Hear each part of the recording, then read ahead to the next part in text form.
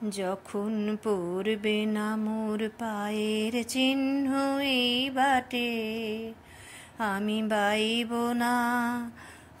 বাইব না মোর খেয়া তরি এ ঘাটে গো। যখন পড়বে না মোর পায়ের চিহ্ন এই বাটে, তারার পানে চেয়ে নাইবা আমায় ডাকলে, যখন পড়বে না মোর পায়ের চিহ্ন এই বাটে। তো আজকে পিসিমণির চতুর্থ দিনের যে হয় শ্রদ্ধা জ্ঞাপন হয় অনুষ্ঠান, যেটা মেয়েরা করে, মেয়ে সন্তানরা, ওই অনুষ্ঠানে আমি সামিল হতে গেছিলাম। পিসিমণির আমার ননদরা পিসিমণির 4 দিনের কাজ সেটা করছিল, ওইখানে আমি গেছিলাম যোগদান করতে। এটা সমবেত উপাসনার মাধ্যমে, যেহেতু পিসিমণি একজন ওঙ্কার গুরুর দীক্ষিত এবং বাবামণির রীতিনীতি অনুযায়ী সেই শ্রদ্ধা জ্ঞাপন বা শ্রাদ্ধ অনুষ্ঠানটা পালিত হয়েছিল। তো অনুষ্ঠানটা সংগঠিত হয়েছিল বাবামণির নিয়মরীতি অনুসারী। তো একটা মানুষ আসলে, মৃত্যুটা কি জিনিস? মৃত্যুটা মানে চলে যাওয়া নয়, একটা জীবনেরই একটা পর্যায়। যেরকম একটা সন্তান জন্ম হয়, তার শিশুকাল, তারপর কৈশোর, যৌবন, বার্ধক্য, তারপর একদিন আমাদের পৃথিবী ছেড়ে চলে যেতেই হবে, এখানে থাকার কোনো জো নেই। এটা নিয়মে, কালের নিয়মে সেরকম সেই পরিবর্তনগুলি একটার পর একটা আসতে থাকে। কেউ সময়ের আগে চলে যায়, কেউ সময়ে চলে যায়। তো কে কখন যাবে আসবে তার নিয়ম ঠিকানা আমরা কোনো কিছুই জানি না, কখন কার যাবার পালা। যেতে আমাদের হবেই। তো কিন্তু মৃত্যুটাকে মেনে নেওয়া খুবই কষ্ট, খুবই দুঃখজনক, বেদনাদায়ক।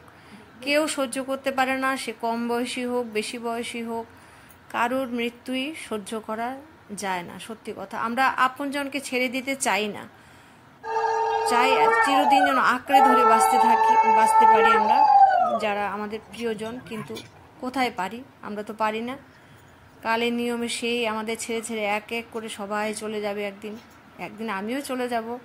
কেউ এখানে থাকার জন্য কেউ আসে না এখানে। তো এটা আমাদের ভগবান পাঠান, আমরা যেটুকু সময় থাকার এখানে তারপর চলে যাব। তো পিসিমণিও সেরকম কালের নিয়মে পৃথিবী ছেড়ে চলে গেছেন, আমাদের মাঝখানে উনি আর নেই।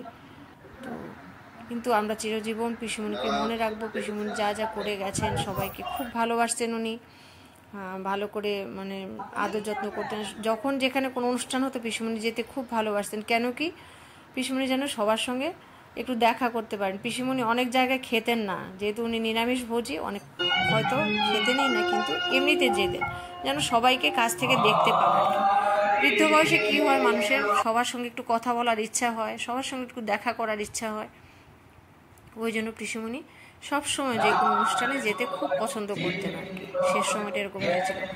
কিন্তু আমার একটা ওই গৃহপ্রবেশের অনুষ্ঠান ছিল আমার ভাসুরের, ওই দিনই লাস্ট দেখা পিসিমণির সঙ্গে। এরপর আমার আর দেখা হয়নি। সে আমার দুর্ভাগ্য বা আমার খামখেয়ালি বলতে পারেন, আমি যাইনি, কথা হয়নি।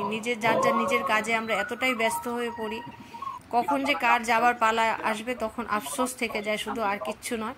যে কেন আমি গেলাম না, কেন দেখলাম না, তখন আর কিছু করার থাকে না। সারা জীবন সেই আফসোসটা নিয়েই আমাদের বেঁচে থাকতে হয়। তো পিসিমণি যেখানে থাকুন, তার আত্মা যেন শান্তিতে থাকে, সেটাই আমরা চাইব। আর আমাদের মনে তিনি চিরদিন অমলিন হয়ে থাকবেন।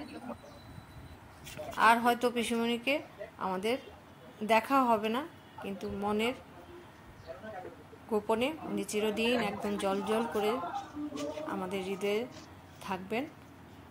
তো যেরকম অনুষ্ঠান হয় এখানে, যা যা অনুষ্ঠান হয় বাবামণির নিয়ম নীতি অনুসারে সব কিছু হয়েছে। সবাই সমবেত উপাসনা হয় এখানে। শুধু যে মেয়ে প্রার্থনা করবে তার আত্মার সদ্গতির জন্য সেরকম নয়। বাবামণির এটা সুন্দর একটা সিস্টেম যে সমবেত প্রার্থনা, মানে সবাই ওনার আত্মার সদ্গতির জন্য সেখানে প্রার্থনা করতে পারবেন। এটাকেই বলে সমবেত উপাসনা। তার উপাসনার শেষে সবাইকে একটু বইটি এরকম দান করা। এখানে কোনো পুরোহিতের কোনো কাজ থাকে না, নিজেরাই সবাই একসঙ্গে হয়ে প্রার্থনা করে আত্মা যেন, যে কোনো আত্মা যেন শান্তিতে থাকতে পারে সেই বৈকুণ্ঠ ধামে গিয়ে, ওইটাই আমাদেরই। আর আমি এখানে শেয়ার করছি পিসিমণির সঙ্গে আমার যে লাস্ট দেখাটা হয়েছিল, সেটাই আপনাদের দেখা হয়েছে। খুব ভালোবাসতেন, যখনই দেখো বোঝেন না উনি, ভুলেও যান বাড়ি যান।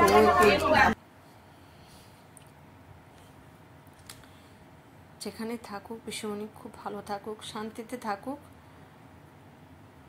এটা বলছে। আমি এটা ব্লগটা শেষ করলাম। এটা আমার কোনো ব্লগ নয়, এটা জাস্ট পিসিমণিকে শ্রদ্ধা জানানোর আমার একটা ছোট্ট প্রয়াস।